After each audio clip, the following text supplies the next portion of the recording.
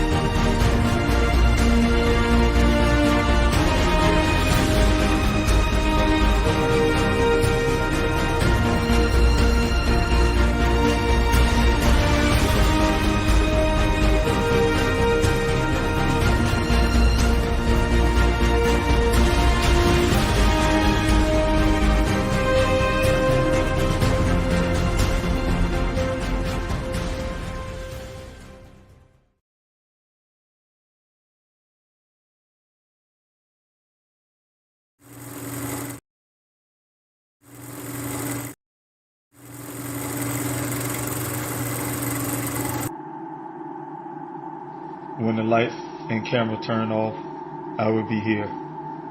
When the interest and conversation fade, I will be here. When there's no one around, a father will do anything it takes to be there for his son, to protect his family.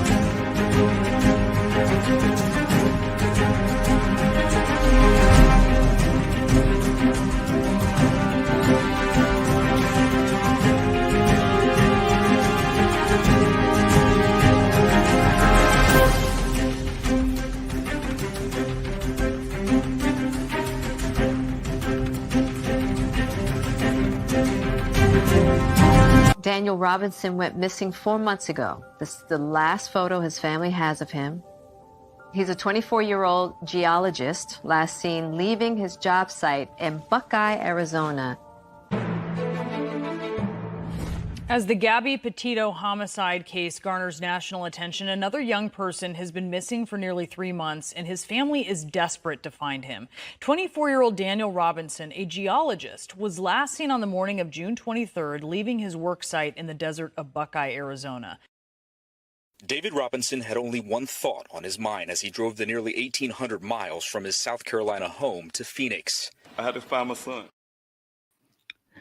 And I'm still searching for him. Thank you guys for coming in this evening's Q&A. I'm David Robinson. I'm the father of geologist Daniel Cornelius Robinson. My son Daniel graduated from the College of Charleston in Charleston, South Carolina.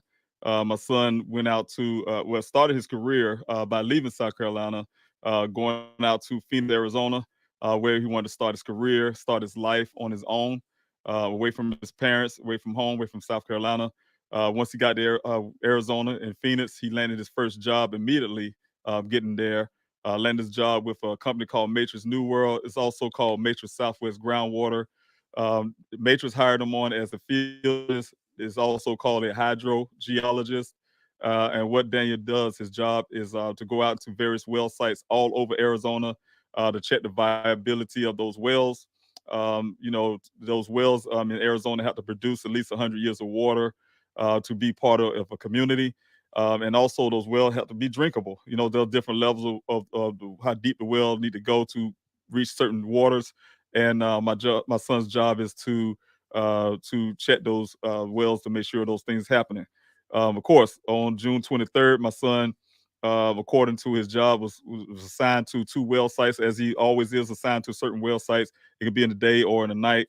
All over Arizona, like I said. But this particular day on the 23rd last year of June, my son had 2 well sites assigned to him. He, according to his job, did completed his first well site. The second well site is what the question is questionable where everything stands. My son, according to the worker, there was a worker there that was waiting on him. One person waiting on my son at this well site. The second well site he's supposed to be going to. According to his story, my son met him off of Sun Valley Parkway. There's both well sites is in Buckeye, Arizona, but met him off of Sun Valley Parkway outside of the Sonoran Desert. They had a brief conversation. My son had a brief conversation with him there. My son followed him into that desert. They went 1 mile west and 2 miles north to get to the well site. Once arriving to that well site, according to that worker, Ken, he said they arrived there around 9 o'clock. They had a brief conversation about the weather, and my son waved off to him and just vanished, never to ever be seen again. His vehicle, right here behind me, Jeep Renegade, 2017 Jeep Renegade, found in a ravine. Almost 3 miles, about 3 miles away from that well site, farther into the Sonoran Desert. It was crashed in the side of a 20-foot ravine. It crashed on the side there. You guys can see. There was clothing on the outside the vehicle in the pile, about 3 feet away from the vehicle, as well as a safety vest and some boots and everything. Everything, according to the Buckeye Police Department, for instance, everything on his body was on the ground in that pile. That vehicle was found, like I said, almost 30 days later after Daniel went missing. According to the rancher who found the vehicle, as you guys know, he'd been out in that area. He have cattle roaming that free-ranging cattle that comes through that ravine. That ravine goes south into the Hassayampa River.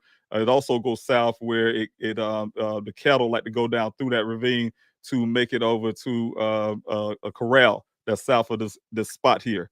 And that's why the rancher was out there checking that area where the cattle usually go down that ravine. The cattle didn't show up there 2 days before the 19th, 2 to 3 days before. He came out there again on the 19th, and lo and behold, the vehicle was there, right? So the vehicle wasn't there for 30 days.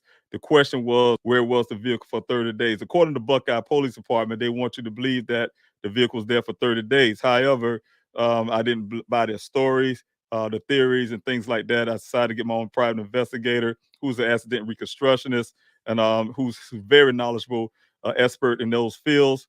And my investigator found some hard, tangible, factual evidence, not only just from the physical part of looking at the vehicle himself and examining the vehicle, but also from the black box data that he got from the Buckeye Police Department that didn't know how to read the data. He read it for them. And he found out the information that was in on that data. The vehicle, as you guys know, had been driven 11 additional miles after the first crash. Investigators see the damage was multiple crash. But it was the first crash that had 11 additional miles after the first crash. And also the vehicle was cranked over 46 times after the crash. If you guys want to believe the theory of the Buckeye Police Department that was said that Daniel was just sitting in his vehicle while it's on the side cranking that vehicle for 46 times, then you can believe in magic tricks. So I don't believe in magic tricks. I believe in logic. I believe in common sense, and those things did not add up. So that's the gist of the story of my son being missing. I've been out here, out in Arizona since June 26th last year, searching for him. Conducted my own searches without the help of law enforcement. Did over 46,000 acres, 45 weeks of searches with volunteers, over 35,000 acres of lands covered out there with volunteers from everywhere, from Arizona to California. People's coming out showing their love, and they're using their time and coming out there to help. We found human remains, bringing closer to other family members, people who have missing loved ones for years. Some of those bones are very old, and we bring closures to other families as well. So, pretty much the gist of the stories, you guys. So the Q&A this afternoon will be just that. You guys, if you have any questions about today's case, you also can go to pleasehelpfinddaniel.com to hear some information on that. Get some information from that, as well as coming here to this YouTube channel, Please Help Find Daniel YouTube channel, and look at all the videos there and just hear more about Daniel's story. Or you can ask your questions here as well. That's what the Q&A is for. So I will have a section coming up really soon here about the Q&A and on the Q&A for you guys to ask your questions. All you have to do is just put your questions there by starting it off with a question mark, a capital letter Q, or the word question. That will help you out as well. Help me as I'm coming down the comment section. But I want to introduce somebody first before I even get started. She's going to keep me on track. I think she's about ready to come on. So some things I want to kind of share, though, for exactly what I did this morning. I want to give some of the call to action.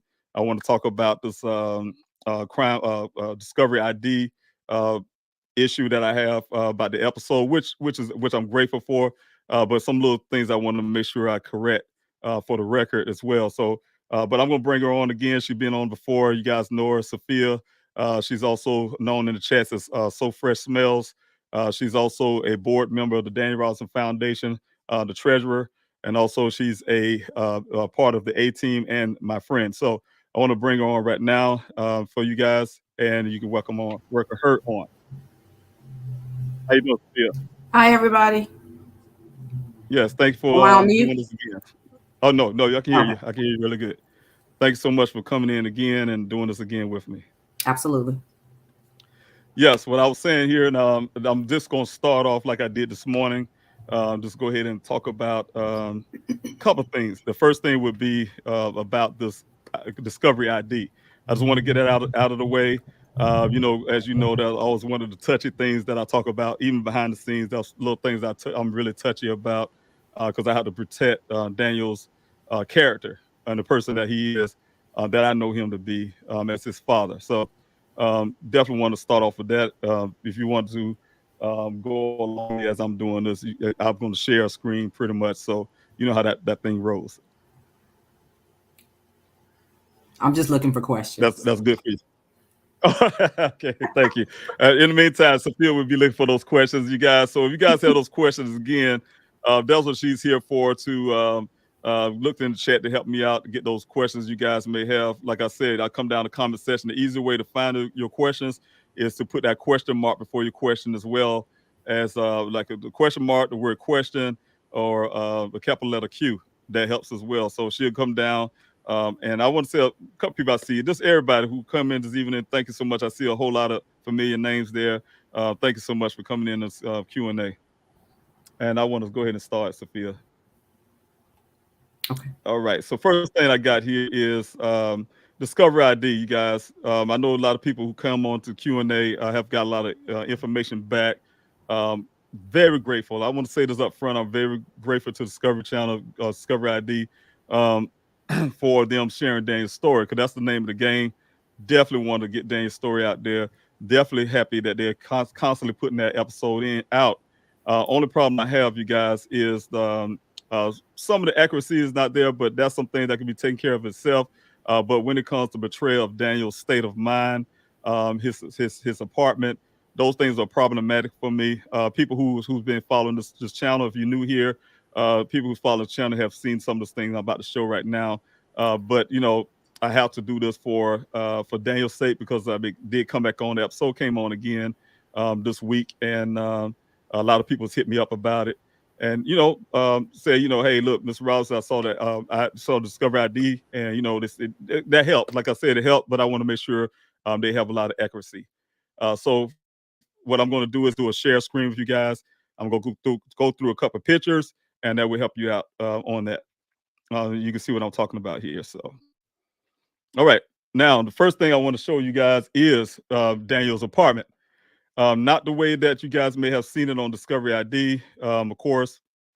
Let me see if I can get this thing right here so I can share it better. But what I'm doing is pull me and Sophia out for right now. The thing is, you guys, like I said before, I'm going to put you up again, Sophia. But the thing is, this Discover ID. One thing that they got the information from, of course, Dane's mother and his brother. And I'm saying, you guys, I'm not saying anything about the mother or the brother and my son. All I'm saying is that, you know, I just want to make sure I clear Daniel's name and get some accuracy there. Daniel, of course, he's a young man. Again, this is the first picture I'll show every time. This picture of a television that's in his living room. You may see some stuff on the bottom. He's a young man. He didn't put a whole bunch of stuff in. He didn't put no flowers and things in his apartment. Of course, he's not decorating in a certain way, but he's there. That's home. You guys can look in the camera into that television. You can probably see two figures standing there. There's two law enforcement officers. One is Detective Biffin, and one is one of his help. One of the other officers there. What it was is that we talked in the interrogation room of Buckeye Police Department. They was asking, did we have access to Daniel's apartment, which we hadn't. And what they wanted to do is get in to just take pictures and look around. We tried it with the landlords, of course. The landlords was being resistant, as they were for me and the family. Wouldn't let us into Daniel's apartment. However, when he introduced himself as law enforcement, she talked to her higher ups, and they had an agreement to allow law enforcement in, but not the family. The law let them in, but they would have to be escorted by the office staff. Even if they're law enforcement or not, they had to be escorted by the office staff, not to touch anything, and just to take pictures. So that's what this picture, right? This one sole picture came from the Buckeye Police Department. They have others. I cannot show you guys. Like I said, the ones that I have, some pictures I cannot show here because of the investigation. But I can tell you, this is just give you some of it. I was reluctant to put this up, but I want to clear Daniel's state of mind, and also clear the fact that he's not a nasty, untidy person as being portrayed. All right, so the second picture would be another angle from away from facing the TV on my backside and facing the front side of the living room. You can see his couch there, his stuff on in the living room, but you see the stuff on the ground, the little black bag here. This is Mr. McGrath, Jeff McGrath. He's getting ready to do his forensic stuff into this apartment. I had gave him the key. He got in to take these pictures. So that's where this pictures come from. And then the next pictures come from Jeff McGrath before he got started on what he said he was going to do forensically. But I'm using this picture to show you a couple of things. This is the canopy that Daniel was using at the young lady's house. Y'all heard the story about the young lady that he met, spent the night over. Of course, these two items right here is the things he uses when he goes out on a sunny day out in the desert. The only puzzling thing is Daniel usually always take that with him. He always uses canopy. That's what he uses for job. But you notice it's still here after he went missing. So that do give you kind of puzzle. That just came to my mind just now. Why is it still there? You would think it would have been in his car, his vehicle, because his apartment is exactly where it was when Daniel left, and this is exactly been untouched. Okay, of course, he have his bookshelf here. It's a rock collection. That's what all geologists do. So it's part of his rock collection. So this is a different angle right here. You can see the television again, and some of the things here in this living room. Of course, Mr. McGrath's bag still here. But this is the cases of water. Y'all heard about 2 cases of water that was inside the Daniel's vehicle, 2 untouched cases of water. That's the 2 that was sitting here. He took that with him. Must have, because his sister bought him those cases of water the night before. He took those 2 cases with him, obviously, and put in the vehicle. But somehow, like I said, the only problem I have, and I'll think it back again, is these 2 items didn't make it. Daniel always carried those with him. But I wanted to discovery ID saying that Daniel had trash all over the place, according to the mother's testimony, the brother, and the stuff was all over the wall and trash and dirty sink. But this is a trash can here, guys. You don't see anything fall of trash. And I can tell you, I looked in that trash, and I think it was only a few items in there. No old food and all that kind of stuff in that trash. It's very clean. Also, this is the other angle of that trash. You cannot see anything hanging. You don't see nothing hanging off of doorknobs and dishes in the sink. This is the whole rack of clean dishes. I can tell you that's one cup and the little plate I think was in the dish I can remember in the bottom of the sink that he probably was going to come back clean. There wasn't no food in it, but it was something he probably was going to wash up when he must have left out that morning early because you see the water pitcher there. It have a filtration system in it. He drinks a lot of water, obviously, and he left that out. I did take out the refrigerator picture, but inside his fridge, everything looked normal. Got food in there. This everything is normal. You guys see no food on the floor, no trash on the floor. He kept the stove clean. He's obviously cooking. He have pots there, so he cleans himself up, cleans things up. Of course, that's Bush Chef again. This is the computer room. You have another separate room. Of course, there's somebody said something about a Bible. That's why I mentioned this before. You do have a Bible sitting there. Someone mentioned that in one of the stories about, he started reading the Bible, like reading the Bible is a bad thing. Of course, he come from a Bible reading family, so I'm a Bible reader. So of course he's gonna have a Bible, and I'm glad that he was listening to reading the Word. So Phil, you got something you want to say? Okay. No, go ahead. I heard your sound coming back. Okay. All right. But those are the things right here, you guys. I just want to run through it really quick here. This when things start getting kind of tricky a little bit. So sometimes people see this and say, hey, look, what's going on in his bathroom area? You see his tub look clean, all this clean. Of course, behind the door is a shower curtain, but the whole thing's clean. Pretty much this was on the floor. You got the dustpan because he was there cleaning up. According to my investigator, of course, when he started showing me this picture, when I seen things like this, for the first time I'm thinking from a parent standpoint, man, he need to clean it up. That is messing what's going on there, and that was seen mess. So I kind of try to give the benefit of doubt to his mother on that interview. May have seen this picture or something. I don't know where they get that nastiness and his state of mind from, but this picture and say, oh my God, because I was freaking out as well. But Mr. McGrath, from an investigative standpoint, him and his team pointed out to me that they saw this thing different. Because when I saw it from a parent mode. He saw it from an investigative mode, and he showed me the reasons why. It's many more pictures, guys. I can't show you that, but I can give you the gist of what happened here. Some things are just thrown all over the place. As you can see, everything was thrown here. You see the drawer out. This is turned this way. This is broken. The box here. This box here came from inside his closet, so it was dumped out there. So it's a whole bunch of things that's really disarray. So a person look at it and say, oh my God, what's going on there? But Mr. McGrath showed me with the vacuum cleaner and everything else from his take is that he was actually cleaning up, and there's all this throwing around happened after the fact. Someone was there looking for something. Don't know if it was Daniel or somebody else. But hindsight, to go back into what we have up to date, I had a meeting with the Tipline Police Department who did the forensics on Daniel's electronics for me. After a year, you guys, I was able to convince outside law enforcement agency to do that. And in that meeting, we found that somebody did tamper with Daniel's computer after he went missing. So it kind of goes together with my investigator now believing that somebody was tampering with his apartment. It wasn't forced entry. Somebody obviously had a key, but it was definitely things was moved around. And then also the fact that we have found information about the computer now, that somebody was there looking for something in the computer. And I'm not gonna say exactly what that is. They did tell us that part, but definitely there was some there. Still waiting on the report, right? Right, and we're still waiting on that report. We're still waiting on that report, and so once we get that report, I can probably, depend on what I get, I can release some of that stuff out to everybody in the public. So I just wanted to show that real quick. You guys who have been watching Discovery ID, just don't get the wrong idea. You can kind of that's a rebuttal on that part. Daniel, it wasn't showing Daniel's state of mind. Nothing was going on with his state of mind. I talked to Daniel 2 days prior. His mother did as well. She and I divorced, of course, but he talked to his mother as well. He's talked to myself, me 2 days prior. Nothing there indicating that something was going on with Daniel. And from my perspective, he had the same 2-hour conversations with me. He and I talked about his future. He's asking a lot of questions, as he always do, asking for advice, things like that. So we talked about it, we laugh and jive and joke about other things. So it was nothing out of the unusual for my son. So I just wanted to point that out, you guys. And so we're going to move on from that point. Sophia, I'm going to run through all the stuff from this morning. I'm trying to move it fast, and so we can get to these questions. But I want to go straight to one other area, Sophia, and that's the call to action. Okay. What we talked about this morning. And so I'm going to put that on the screen as well. And so we can see if we can go through this. And let's see if I can get this back where I was at here.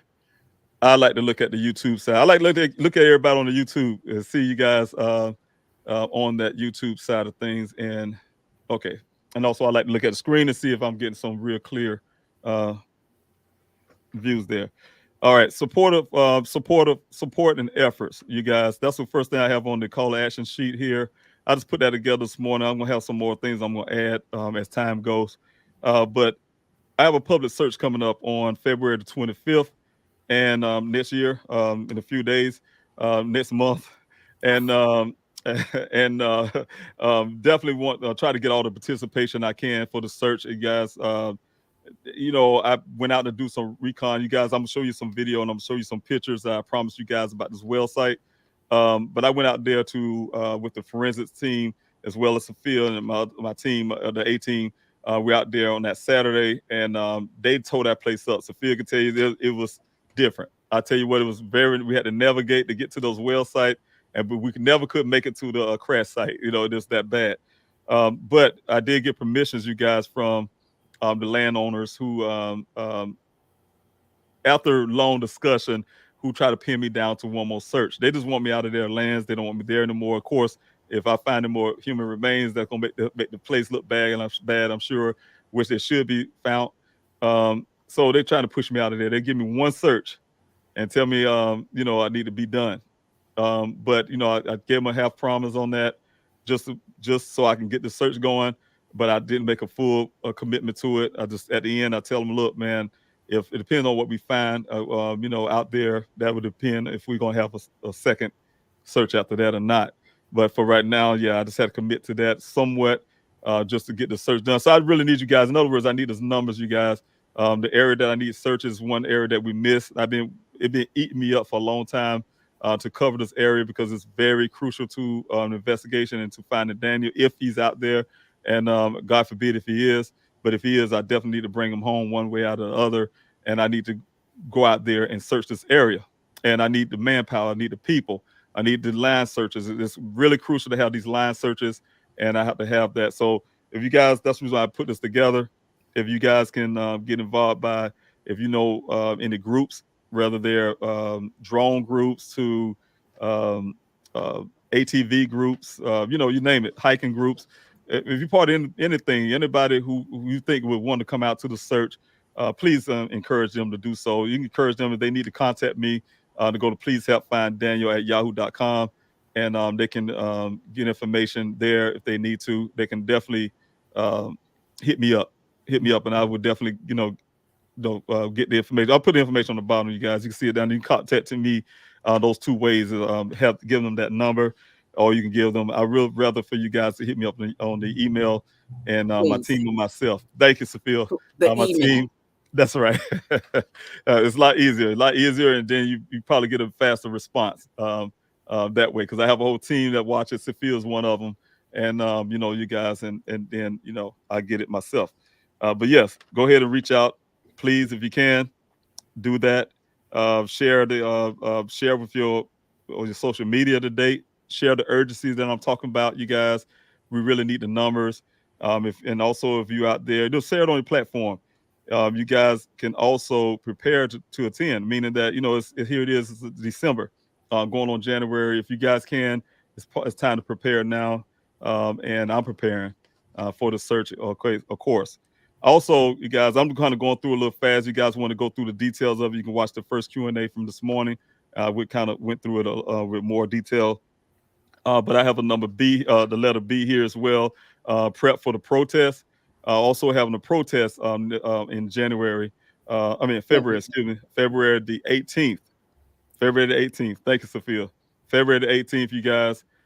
This protest is, I call it kind of pending in some ways. The reason why I say it's some ways pending because I'm really still trying to push Maricopa County to do the right thing, right? If they do the right thing, then there would be no need to go to this protest. But right now, it's scheduled for February the 18th, you guys. Getting the permits to be out there and all that kind of stuff. But I need you guys to be there, and I need y'all to promote this on your social media.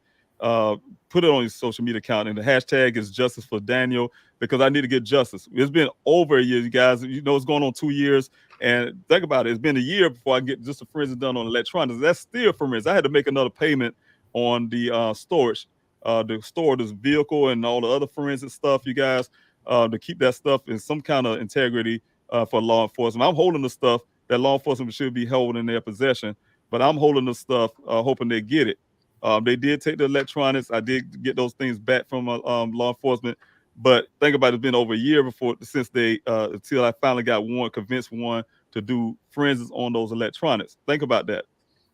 I don't need to be 2 years to do it on the airbags, the clothing that was found out there, the vehicle itself, the red transfer paint.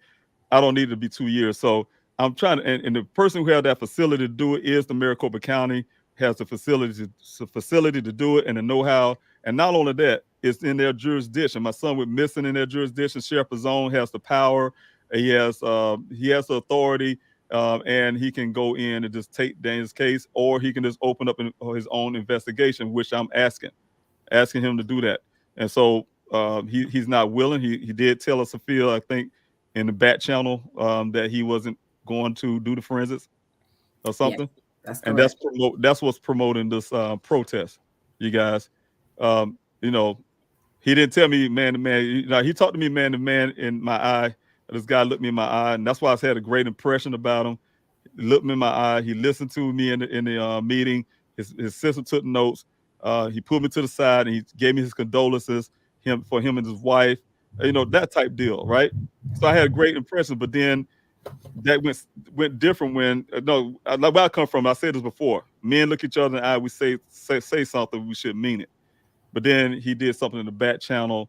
Didn't come to me direct and say, "Well, Mr. Robinson, no, I'm not going to do your forensics for your son's vehicle." No, I had to hear it from a second or third party. Right. So and that was very troubling to me. So the thing is, he has the power, you guys, and we're gonna have to push Sheriff Zone to do the right thing. He's an elected official. He got to. I'm telling you. I'm telling Sheriff Zone, I hope he's listening. I'm not going anywhere. If he happen to come up for election time, I'm going to make a big record that I can. I really am. I hate to say that, but it's the truth. Because I need the justice. We're going to have to get somebody in that office who would do the right thing and who would give my son the justice that he deserves. So that's the thing. All right. And so you guys, please, if you can, share with your social media. I need to try to push people to be there as a very important event. Like I said, put a hashtag Justice for Daniel on your social media. I will be putting that on Twitter as well as Facebook and Instagram. Hashtag Justice for Daniel. Also, we got a hashtag out there. I think Shauna put that up, Sophia. Call them out. Call them out. Hashtag call them out. That's right. We have to do that, you guys. I'm not anti-police. I'm pro-police. However, I'm anti-corruption. I'm anti-laziness. And, when there's no justice, I'm anti that, saying no justice, no peace, so we have to do that. So that's where we have to stand up. We pay these people getting paid by our tax dollars, and they need to work on our behalf. So, of course. Also, the call to action, you guys, also in the meantime, you guys can still continue your calls, your emails to write to Maricopa County Sheriff's Office with that demand that they should open their own investigation to Daniel's case. The address is there on the screen, you guys. You can see it there, 550 West Jackson Street in Phoenix, Arizona, 85003. And also their phone number, you guys, 602-876-1000. And that's when you guys can, no matter where you're in another country, do it. Wherever you at, you have interest in Daniel's case. It's a national case. You guys can do that. All right. Make signs. I will be doing that, you guys. I'll be doing it a few hours before the protest. I will have the time and place of that protest on the website. That'll be once I get that permit done. I'll start putting that schedule in there. So you guys look out for that on pleasehelpfinddaniel.com, and I'll be talking about it here on Q&A as well as on the platforms. And I will put that information out there for you guys. So the time, and when that time is, it's gonna be like an hour or two before. I will have those posters out there. If you guys want to come out and help make those protest posters. All right. And let's see what else I have here. As I'm doing good, Sophia, I'm moving along. You're doing great. I wanted to add something that we wanted to, yes, after you finish this. Sure. I have one more point, and then you can go ahead. Urge the local news media as well. You guys reach out to the local news media that in Arizona, if you're in Arizona, and try to get this coverage. If you have an affiliate that's in your city and you're not in Arizona, you can also hit them up as well and say, hey, get your affiliate to cover the story. That type deal in Arizona. It'll be on such date, the protest, and as well as the search for Daniel. Go ahead, Sophia. I'm done with that part. Okay, no, we talked about some things in our team chat this morning for January. So I know this is all geared to February, but we talked about Daniel's having a birthday coming up. That's right. And we wanted to celebrate that with him and maybe do some type of call to action where everybody does a hiking day for Daniel, wherever you are. You can be in whatever state you're in, but if on Daniel's birthday, which is January 14th, which is a Saturday. Right. It's a Saturday. That's right. So we were thinking about just doing a hike for Daniel and just kind of using hashtags and people just kind of maybe tagging us in photos across the United States. I don't know, just wanted to talk about it. And that's right. And that's the thing. And that was a great idea. I was really glad you guys came up with that. Shauna came up with that. And, that was very, very helpful. I really was happy to hear that. One of the things I was thinking that, like you said, a hike, no matter where you're at, because Daniel, he's an outdoors person. Yeah. When I say outdoors person, he's not outdoors when we go camping and hanging out in the wilderness and stuff, but he loves nature. You guys, you can see the pictures that I have of Daniel out all over the place on social media. He loved nature. So yeah, agree. If you guys on January the 14th, you guys, no matter where you're at, you can take some time out to spend time with nature, go out and do these hikes, these walks and stuff in the name of Daniel. And if you guys need flyers, we can get the flyers out to you, but pass out some of these flyers to people in some of these areas. So definitely want to talk about that again, Sophia, and I thank you for bringing that up, because I would have slipped that would slip my mind. So that's what I'm here for. That's right. That's the whole team. You guys have been very helpful to me. Thank you so much. I really appreciate it. But yes, I need to elaborate on that a little bit more. I don't think if I can get that a little bit more. Yeah, we'll get some details out. Right. And I'll be probably put like a little video together to put on something, TikTok to the Twitter or something. We'll do something to put it out on social media to kind of get more people involved. And I might do a little short video here on the StreamYard or something to put on YouTube to try to, remind everybody, you guys, January 14th, Daniel's birthday. He'll be 26 now. Believe it or not, 24 went missing, 26, you guys. And that's horrible. Really horrible. I was thinking about the other day. It really broke me to think that, I'm missing that much time from my son's life. I don't want his voice to disappear, in my mind. I have to listen to things like voicemails and the recordings that I have of Daniel's just to hear his voice. That's crazy. And I don't want it to have to be that way forever. So you guys, definitely you guys can help and just kind of show the support that way. Take a hike, get into him, take your children out, that type thing. And, in the name of Daniel's for his birthday, that'd be really nice. I really appreciate that, you guys. And I thank you again up front. Also, I want to go to the last point of information and outreach and the ambassador program. Same thing, you guys. You guys can reach out to us and try to get those flyers. Come out to see me tomorrow on that Zoom. The Zoom is 5 o'clock tomorrow, 5 p.m. That's on the Arizona time. That's 4 p.m. Pacific time, and that's right, 7 p.m. Eastern time. I saw you moving. I want to make sure I'm straight. But yes, you guys, please join me. It is right there on Please Help Find Daniel website. all you do is go on the website and look up Please Help Find Daniel. It's right on the front page. You can't miss it, you guys. So the information is right there. You just click that Zoom link. Bam. I'll be sitting there smiling, waiting on you. I don't know if I'll be smiling, but I'll be sitting there waiting on you. So please, if you can join tomorrow evening, I can tell you more about the ambassador program. I'll put the screen up real quick so I can point it out to you guys real quick here.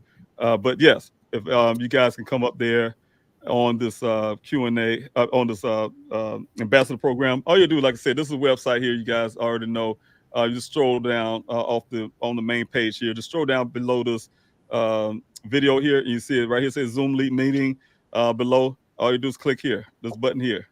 Click here, and then you would get put straight into your, if you have Zoom, it'll take you to your Zoom, and I'll be there waiting on you. So it's simple to scroll down and go right there. So thank you so much, Sophia, for, I think you put that thing there. Okay, never mind. I see what you did there. Okay. All right, but thank you so much, you guys. If you guys can come and join me tomorrow, you learn more about that Zoom, about the ambassador program on the Zoom. Become an ambassador. The ambassadors program is designed to, first of all, get flyers out for Daniel. The second part is to build an infrastructure for the Daniel Robinson Foundation, because what we're trying to do is help other families all over the country. And one of the things is to have the infrastructure. So if you guys are interested, if you're not, share with other people. We try to get as many people as we can. Try to outreach, put it on your social media platforms, everything. I just need the help. I really need the help in that way. If you have things, Sophia. You ready for some questions? Yes, I am. You ready? Yes, okay. we are. So we have our first one from Anissa. Anissa, and I'm not going to do the left. Complete this. But she also has a super chat there, so you can definitely thank her for that. We appreciate that. Her question is whether Anissa, thanks so much. Anissa. Were there any tracks leading to or around the staged crash site? Because that would literally mean it didn't rain the entire time his vehicle was supposedly there. And it is. There's a lot of tracks there. And one of the things is law enforcement says there are tracks. But they told me at the same time they don't know which direction the vehicle actually came in. And they also told me there was no tracks from his feet or whatever leaving the scene here. But yeah, as in vehicle tracks, yeah, it's just tracks all over that place, that little area where the vehicle was found. So a lot of them still there. You can still see the tracks where they pulled the vehicle out of that place. Probably still there to this date. But yes, a lot of tracks there. Okay. And thank you so much for that super chat. Thank you so much. God bless you. Then the next question that I see coming down the comment section is from Rachel Arnold. Hi, Rachel. Where are the majority of your resources being used at this time? And what resources are you needing most? Well, the most of it is the resource I have now is being towards a flyer distribution and things like that. That's what's going on right now for me at the most part. And that's just pretty much it. It was to be able to remain in Arizona as well, but I'm doing some changes on that as well. So that's pretty much the bulk of it for right now. Okay, so is there any resources that you're needing most? Yeah, just right now, definitely for the searches. You know, if I want to get those searches back and running the way I would need it, this search that's coming up, for instance, definitely need all the help I can, the resources for that. Of course, my goal is to have all the razors and the side-by-sides, all the razors, the 4x4s type vehicle to get people logistic-wise over the area to the area where I need. I'm not saying the area yet, but get over to the area where I need the searches to be. So that's one of the main things. Yeah, trying to be able to get those type equipment, which I will have out there, because that's one of the main. I have to have those, guys. I told you that before. I've been out there without it. The funding went really low. That's the reason I had to pause the searches.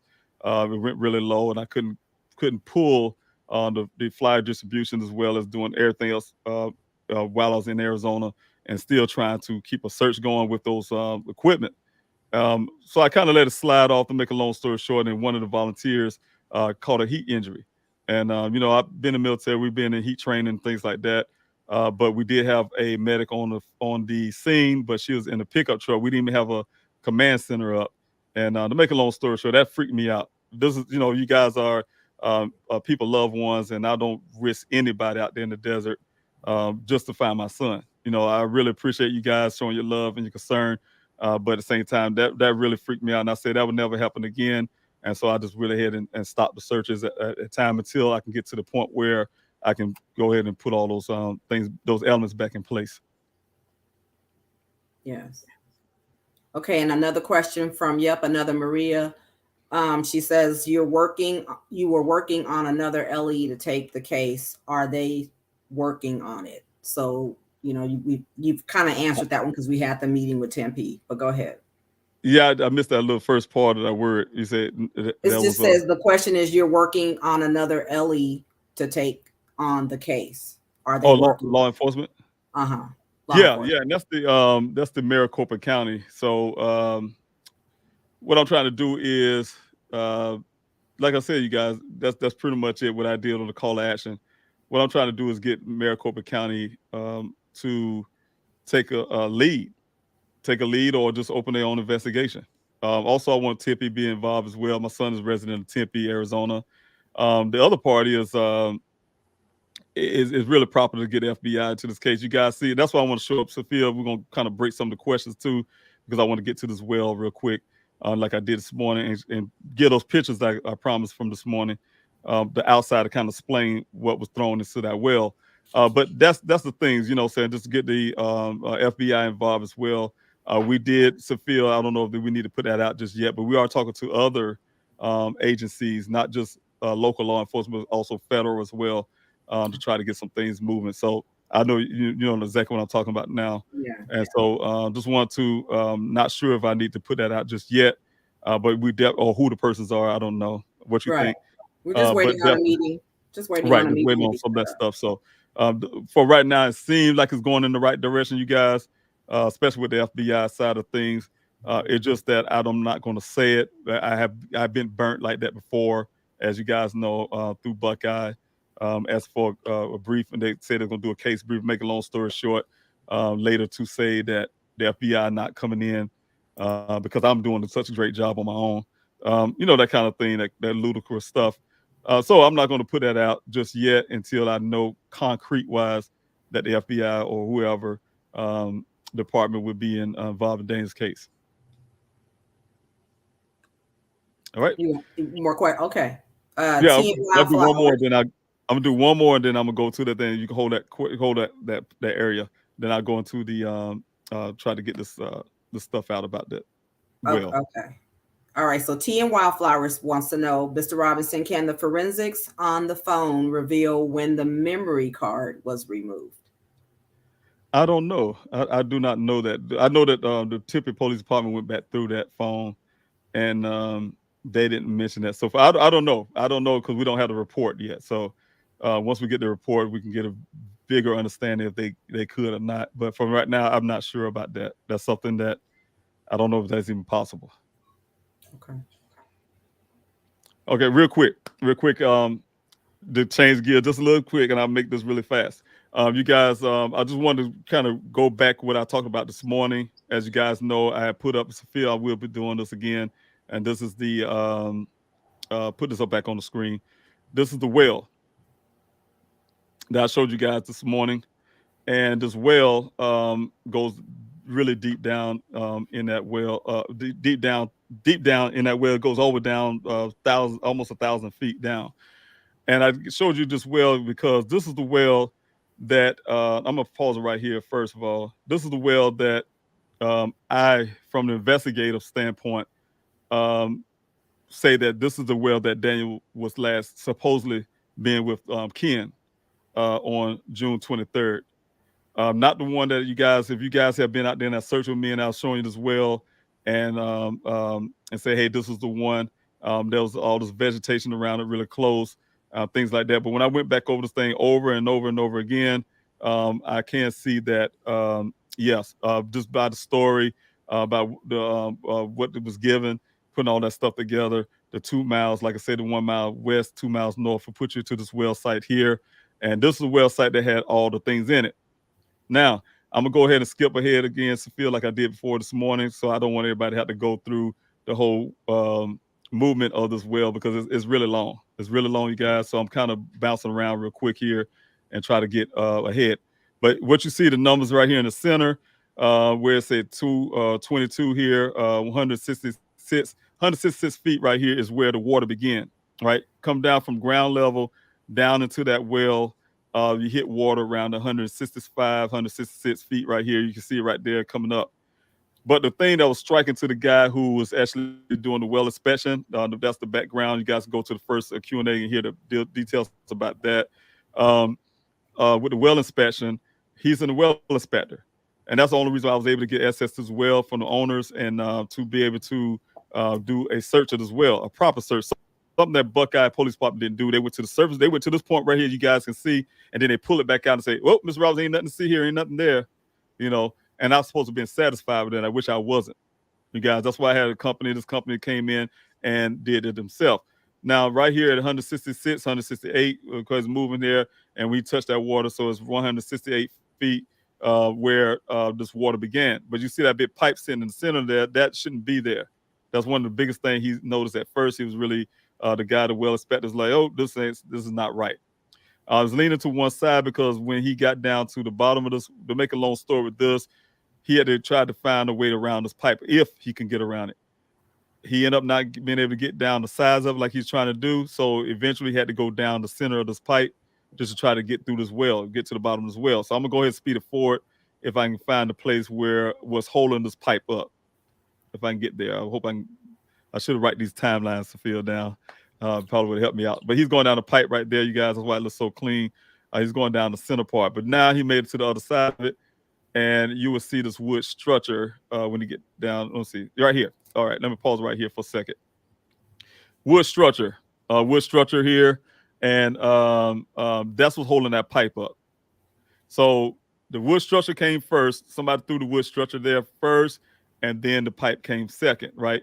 But that's not the end of the story because there's some other things that really came first as we go farther down the well. I was describing that this morning to everybody who was on the Q&A. Once we get past this wood structure, he was able to go straight down the well and get down to, right now I'm going down to, I think I want to say 600 some feet. This is 400 feet. Of course, he had to stop a couple times, you guys, to look at the well integrity. I pointed out to you guys that this part of the well is where the water has come in. That's why you see the grooves. But you see the dirt particles that's floating around like that. This well has been there for years, and that shouldn't be floating around like that. He told me that was some kind of metal-eating bacteria because of all the trash and things that's floating around in that water. And we didn't know where the particles was falling that way, but you will find out once you get down to the bottom, and that's dirt particles. Let's see if I can get down farther. This well is really deep, you guys. For me to go down the normal speed, you guys will be watching this for a long time. Let's see here. We're down to 731 feet. I'm gonna speed ahead I'm trying to get to where I get this pipe there. You guys can see the net structure that's down in this well.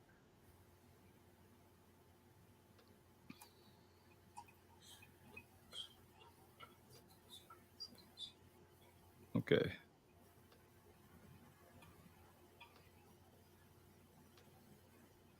Let's see here. All right. Okay, here we go. All right, what we have here is a pipe. You guys can see the pipe right here on your bottom left right here. I'm going to pause the film for a second. There's a pipe on the bottom left of your screen, and that pipe is probably about the third thing that was put down in there. But the whole thing is this pipe would come from the ground level as well. And I'm going to show you some pictures from the ground level to show you where this pipes came from. It's a fencing pipe. And it's the long pole of the pipe, not the one that goes vertical, but the ones that goes horizontal. But that was thrown down in there for whatever reason, right?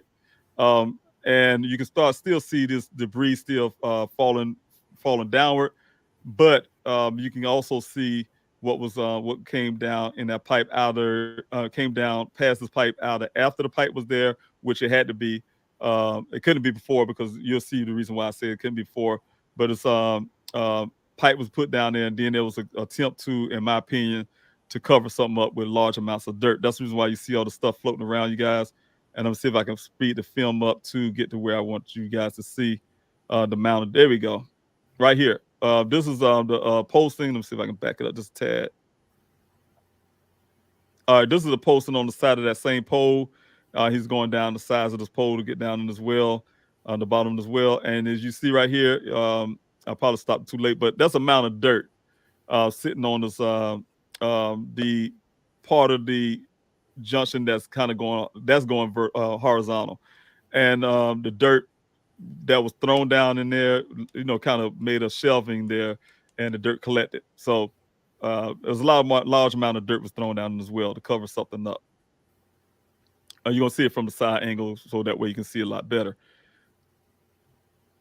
And so they just haven't even said that they were going to do a well check. They're not even interested in checking this well.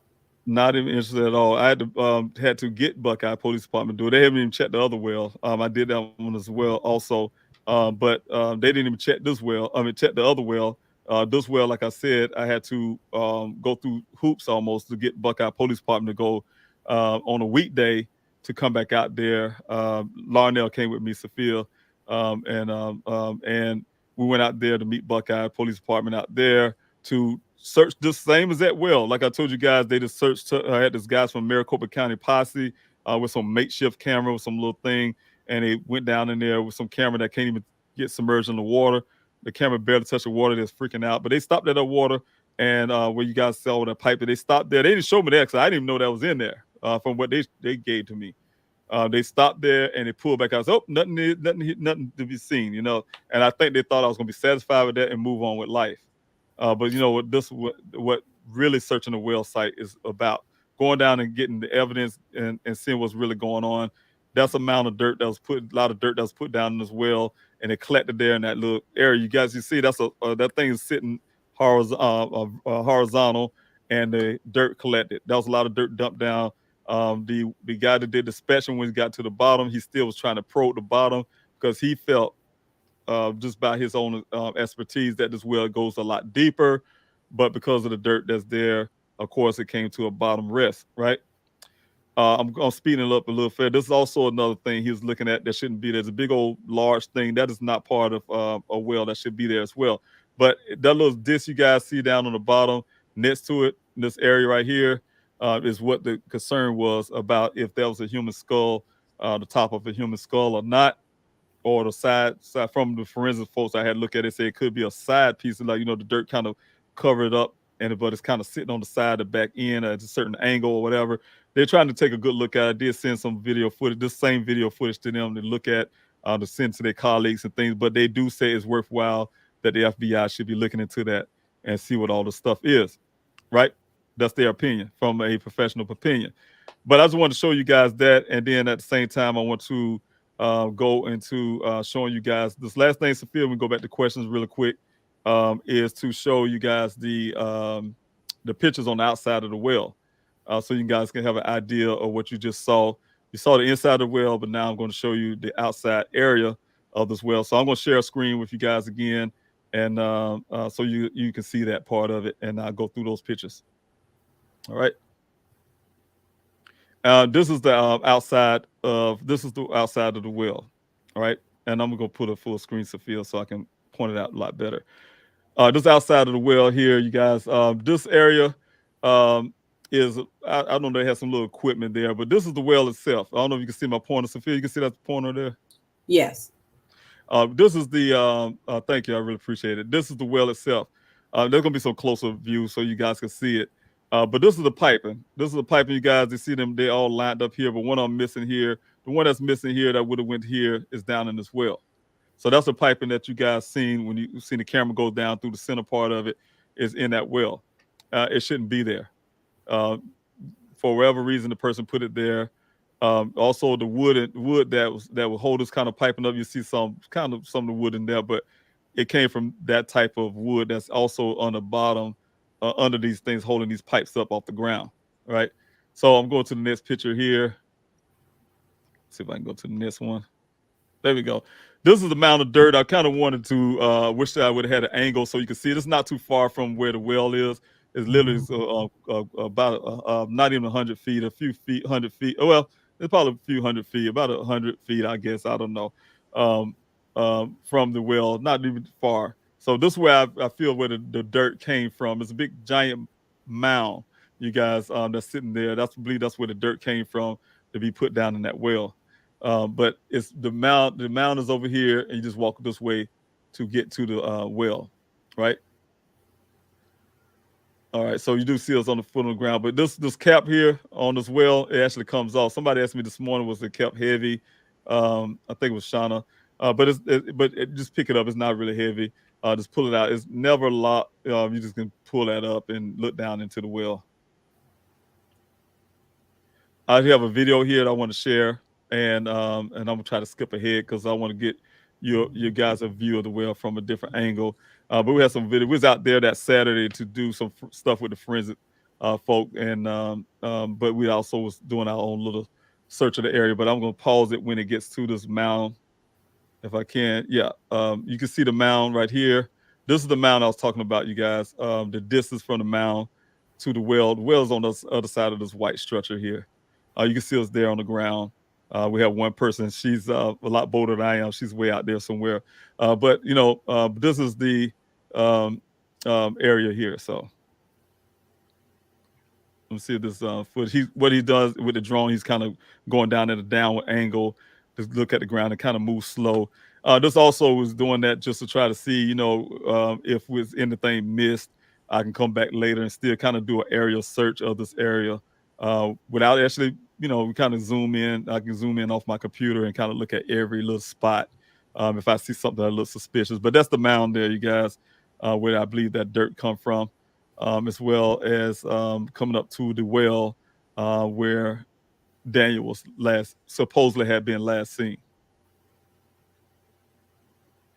Also, it can make a little more consistent with if the story was true, consistent with, oh, he was staring off into the desert or something. I was told you guys I was at the other well site, and I'm like, hey, where he was staring off to, so much vegetation around, that was really nearly impossible.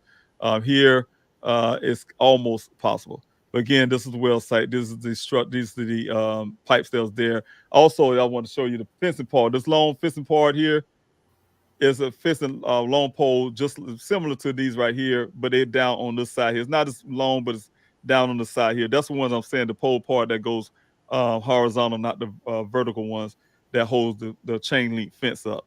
So that's what I'm talking about, you guys. When you saw that pole sitting there, that fence pole sitting there, and it's sitting inside, and it collected that dirt because it's going straight down. That's the part I'm talking about. So you guys can imagine in your head what was thrown down in that well. And again, this is the well itself. That's the cap that goes around that comes up out of there. I think do you have the pictures that we took of the closer up pictures that we took?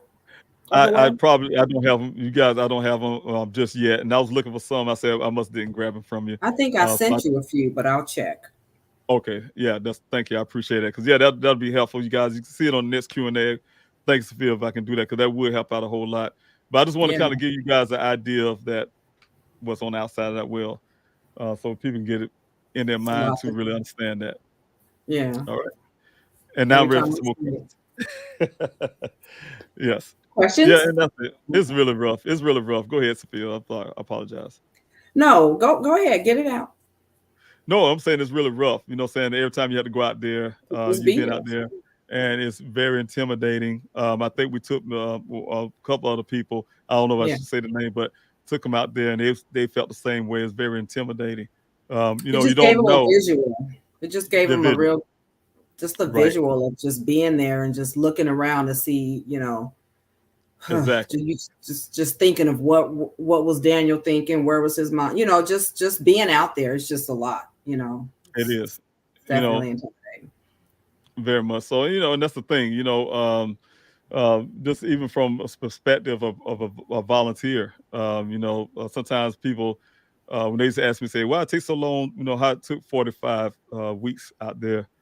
You know, if you see that desert from the angle that we see it, and actually, like you say, Sophia, you actually on the ground, you were there, you will see why it takes so much detail and so much look in that area to look for something. Yeah, and some time. Right. And we don't have the equipment that law enforcement will have, the technologies and things like that. So, of course, we had to do it old school way in a sense. And so that's another reason. But yeah. And what Daniel was out there, yes. But anyway, I'm ready for those questions. All right. So we're coming I'm from trying to keep my word now. Alpheus Swanks from the Facebook side. Did sheriff give? Oh, this might be. Yeah. Did sheriff give a reason why he won't run forensics and investigate Daniel's case? The sheriff hasn't told us that he wasn't doing anything. We just got it from a third party. So we haven't heard from the sheriff. Exactly. Sorry, I answered that. No, good. Thank you. You did it. You answered it right. And that's true. That's correct. You were there, so. We didn't give a reason. We just found out he wasn't doing it. So. That's right. Exactly. Irritation. And that's trouble. That's sad. Yeah.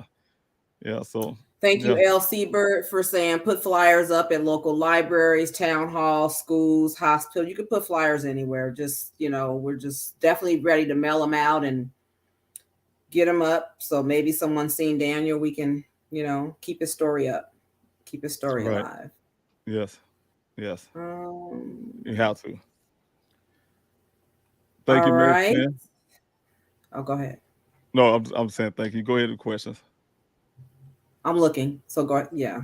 No, go ahead to questions. I'm just put some comments up and things like that while you're doing that. Okay. They think the great idea for the hiking for Daniel. So there's a lot of great ideas for that. For his birthday. Great idea. All right. Amber Overton. Is it true that Daniel was building a new game system or a gaming computer?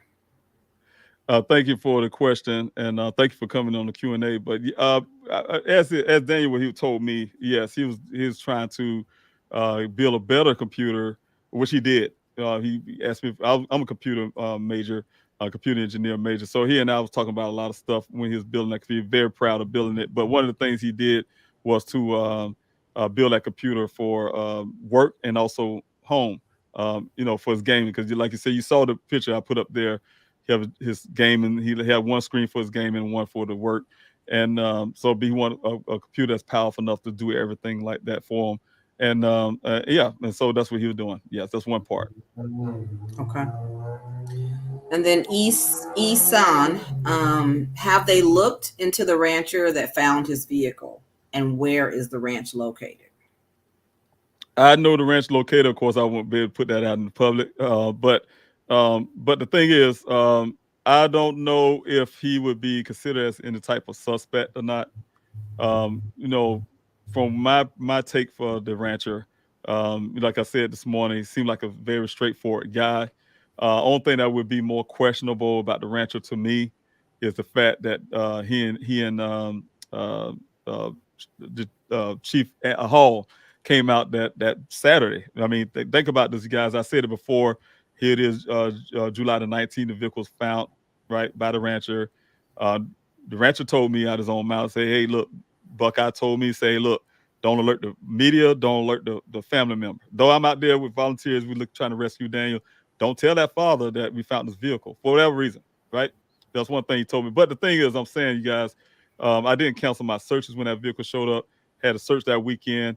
The first time I met the rancher, the only thing I can think of that seemed kind of odd is he was there. He showed up, popped up, which is not odd that he showed up. He could have been concerned and want to search, go out there and search, but he didn't come to search. He just came out there to point out where this vehicle was found. He and his wife.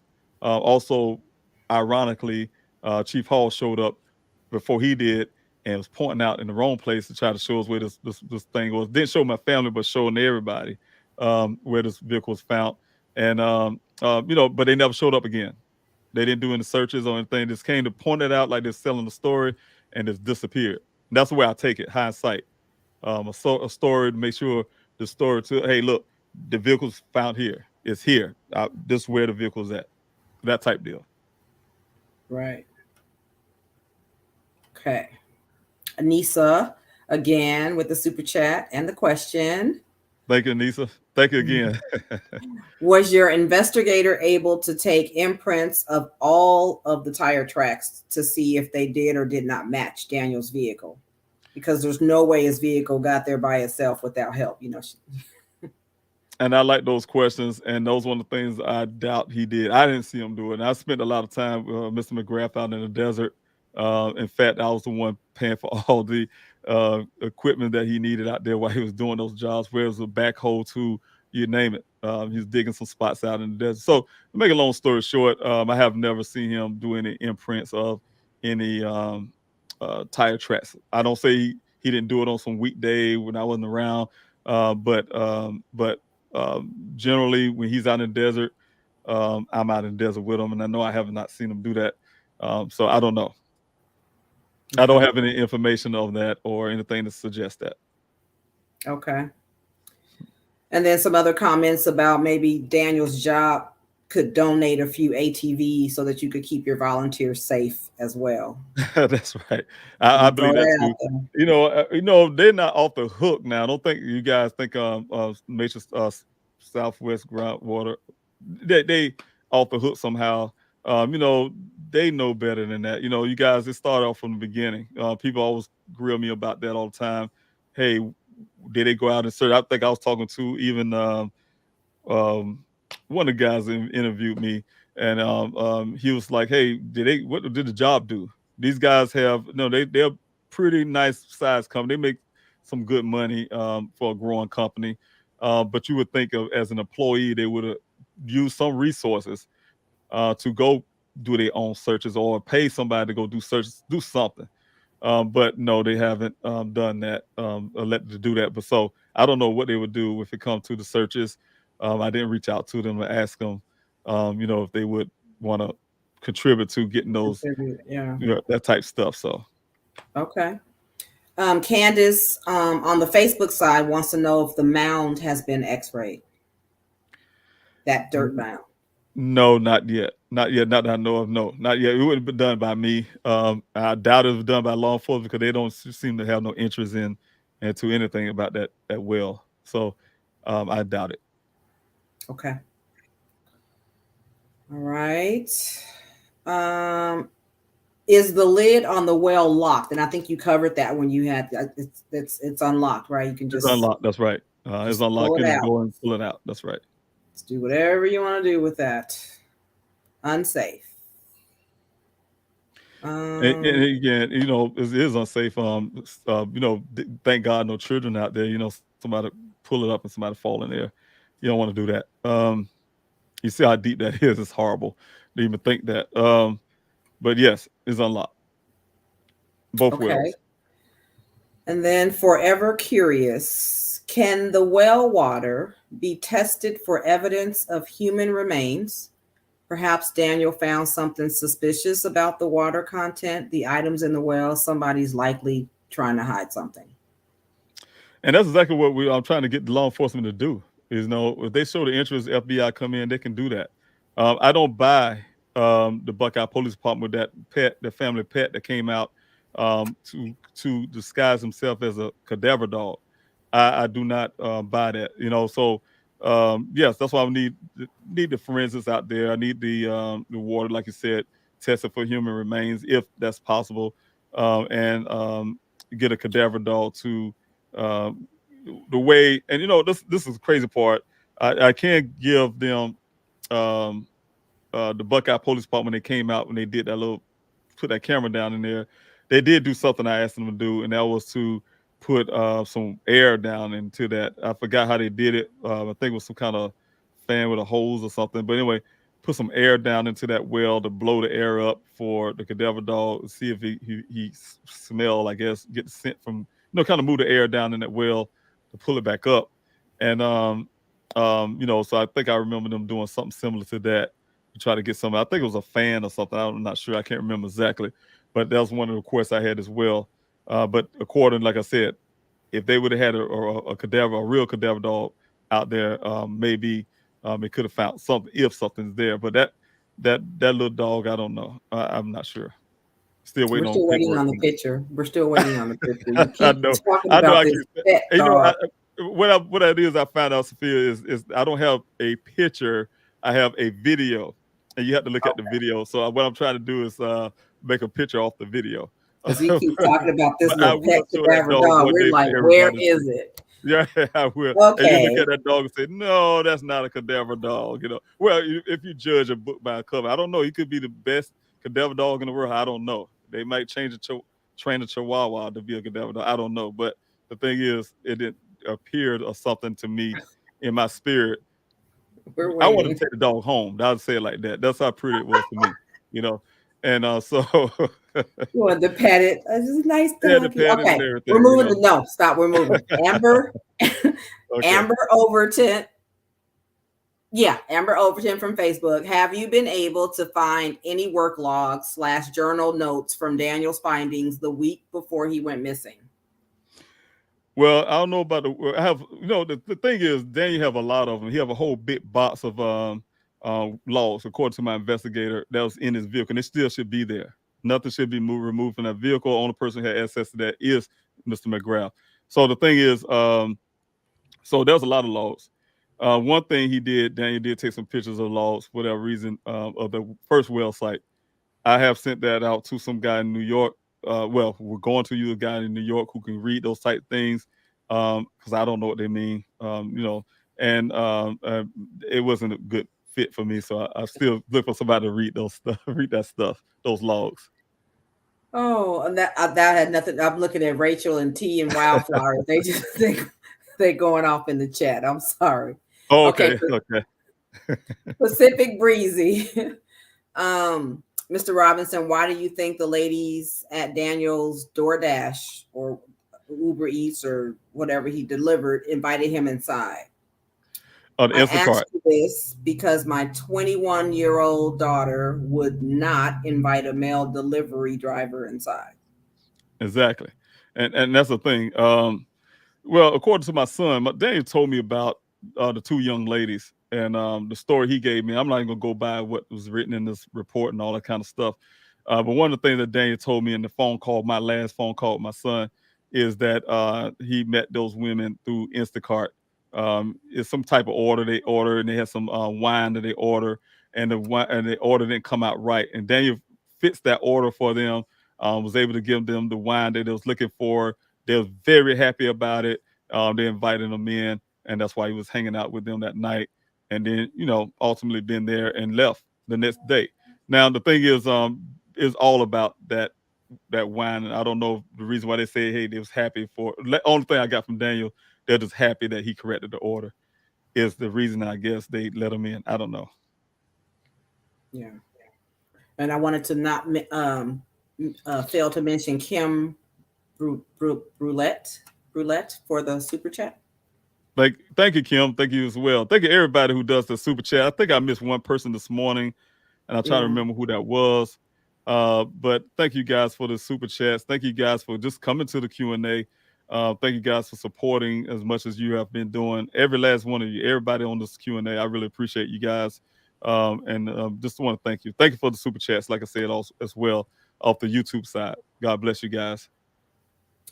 Then we have Amber Overton from the Facebook side. Any insight into what Daniel was working on that week specifically? I find it odd that his coworkers kept calling him that day, acting like they knew something was wrong so soon.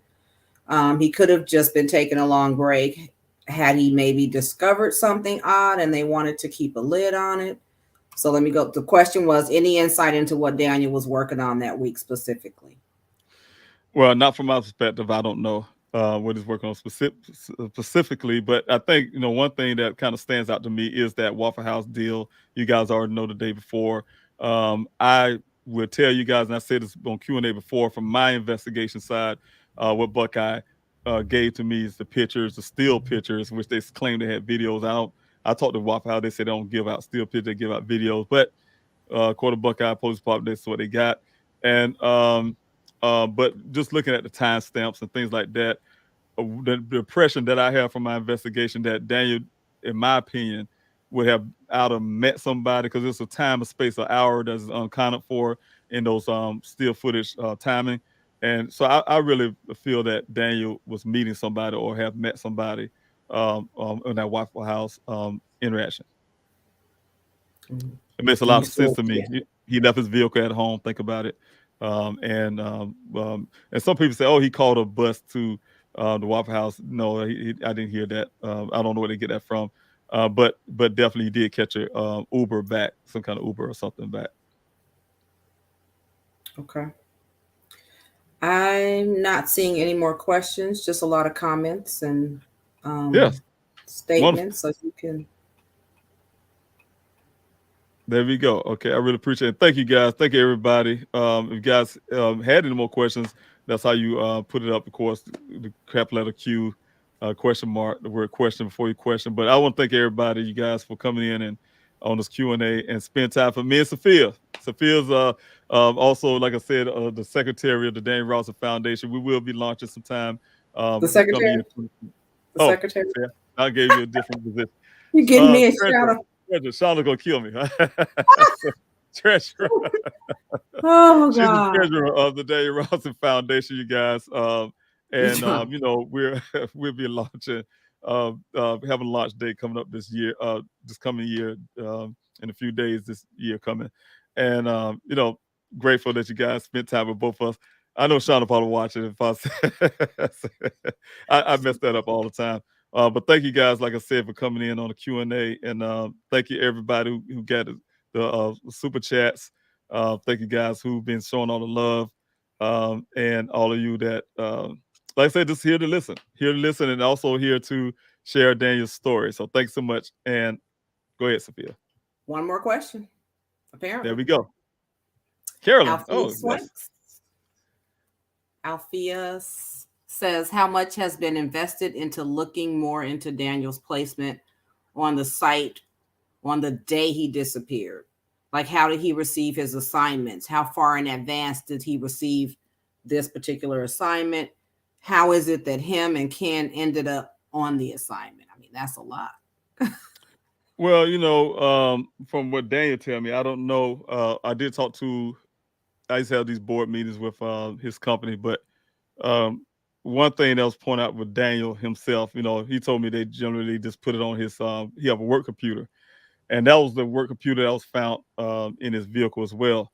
It's a work laptop, but he get assignments there. They have this assignments come up from when they're at home, for instance. He just go out. That's why I tell you guys, he's a field geologist, and I would say, oh, you know, it's kind of hard to say workers say, oh, he was acting this way and this and that, blah, blah, and they don't get to see him much. He's a field geologist. He's out. He got to work a computer, and he get assignments. But that's how you pretty much get it. I don't think it's a week in advance, because I did see some chatter on some of his devices where between him and the coworker, and they'd be like, you know, it seemed like that assignment was given like that few hours before the day start or something. But I don't know. It could be in advance or not. I didn't get that far into it. Okay, I believe. But as in Ken, real quick, as in him knowing Ken, I was just told that they never met before. I don't know if that's a factual thing or not. I was just told by Matrix. I'll take that back. Told by Ken himself. That was his first time meeting Daniel. Okay. I think Mary Flynn I think she says she had a question. I'm looking for it, but what I'm seeing is that she's just making a comment saying, disgusting that the company never helped, makes everyone wonder. And she has question marks behind that. Okay. And I guess talking about Daniel's company, or possibly. Yeah, and that's the Daniel company. I won't say they wouldn't help, because they did do they didn't want to help. They did do contribution to the GoFundMe when I really needed those resources out there. The owner of the company, the mother. And, you know, I want to backtrack a little bit. Daniel, you guys got to know too. Daniel's good friend in college, his college buddy. His college buddy's parents is the owners of Matrix New World. So that's how Daniel was able to land that job as well. Is because his friend from college, his buddy hang out with in college, parents own that company, the mother especially. And because of that, you know, of course, I talked to the owners. They seemed very devastated that Daniel went missing, of course. And, you know, of course, their son was taking it really hard. From what I was told. I never met the son, but that's how I was told. But yeah, I will say that the owners and Daniel, their son, Daniel's friend. So also as well. So I hope I got that question, Mary. I saw, just wanted to make sure I said something. Forever Curious, thank you for the super chat. Justice Thank for you. Daniel. Thanks so much. I really appreciate it. Um, And I think that's about it. Yeah. Someone says, I wonder if he met Ken at the Waffle House. I don't know who he met, but Yeah. I can tell you that it seemed kind of from what I got, I would have the theory that Daniel did meet someone at the Waffle House. It is to me the chopping of the pictures I got, they don't make sense. They don't go together. And I don't want to say it was intentional on Buckeye's point or not. I don't say it's intentional, so I'm not gonna put it like they intentionally did something, but it feels intentional in a sense because it was the timestamp left out a big old whole hour. What happened? It made it appear that he some kind of way he came in, sat down, and just blinked up, but yeah, he was outside, but blinked up in a certain spot, and it just don't add up with the timeline. And so with the marker. So you guys, if I ever can share that with you guys in the future, I will. But a lot of things just don't add up that I got from the Buckeye Police Department.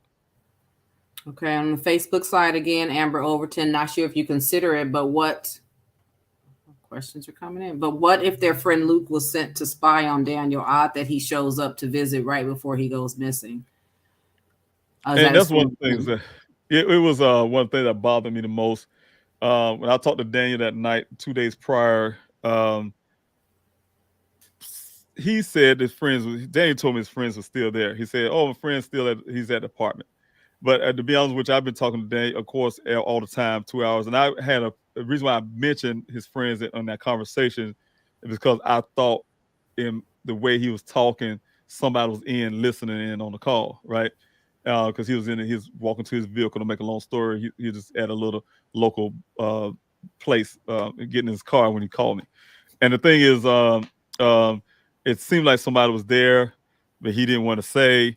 And but at the same time, we just kept our conversation. So, but yeah, I asked him about the friends. He said, "Oh, they still at the apartment." Then later, when he went missing, the story is that he was gone already before Daniel went missing. So I really, really, really don't know that timeline. I wish I can get this guy's cell phone pings or his flight record or whatever case may be to see if he really did leave town at time. But I met the guy.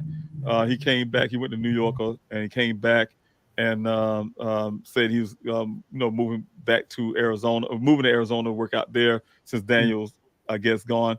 I'm sure they need to fill a spot or something. I don't know. But he came back and he came to one search. One search. He seemed kind of, I don't know. I can't really be judgmental. My investigator had some suspicions about him.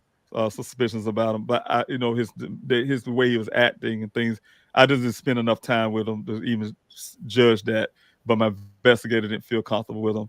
But he did come to one search, and that was it. Just came to one.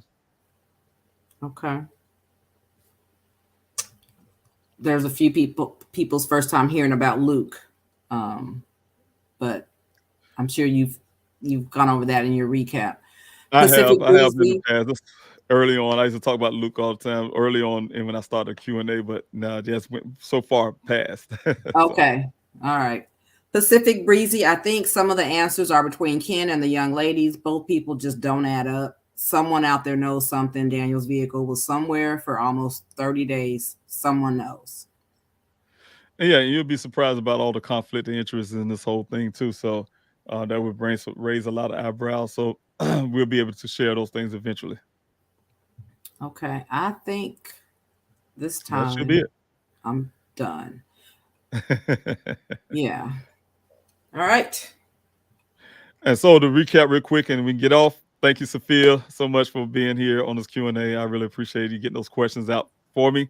You guys, make it a lot easier. We're trying to get a plan where Sophia can help me. Some of the team members you see come on the morning Q&A to try to help me. Go ahead. Just one more question is Erin Chase. She just wants 15 minutes before the ambassador link tomorrow with Zoom. Come 15 minutes early.